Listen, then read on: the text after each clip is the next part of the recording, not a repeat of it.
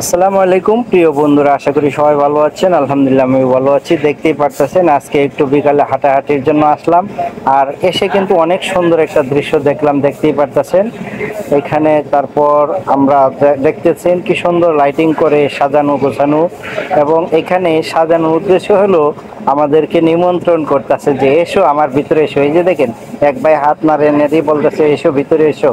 তো প্রিয় বন্ধুরা, অবশেষে এখানে দুইটা ফুচকা হাউস একটা অতিক্রম করে কিন্তু আমরা সামনের দিকে যাচ্ছি। তো এখন আমি যেখানে এসেছি এটা হলো আরাফাত ফুচকা হাউস।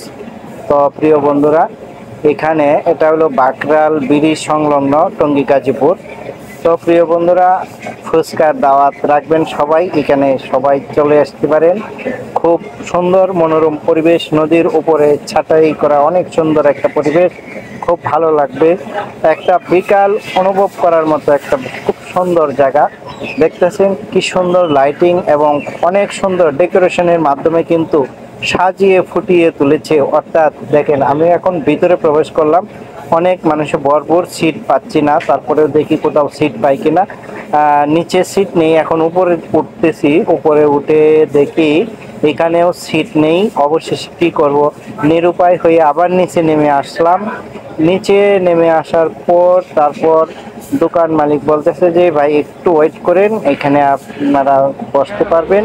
তো প্রিয় বন্ধুরা, আসলে ফুচকা খাওয়াটা বড় কথা না, বড় কথাটা হলো যে এখানে সুন্দর মনোরম একটা পরিবেশ, এই পরিবেশে আপনাদেরকে অপেক্ষায় আছি।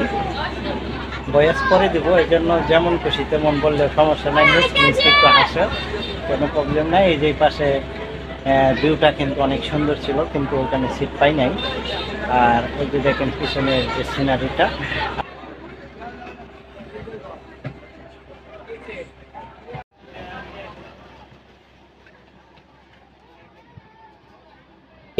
আমরা দুইজন আছি।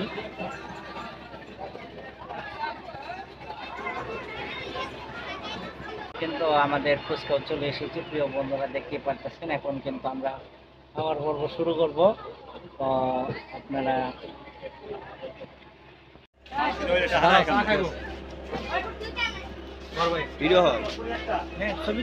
আলহামদুলিল্লাহ, অবশেষে কিন্তু আমরা ফুচকা খেয়ে কিন্তু এখন বের হয়ে যাচ্ছি।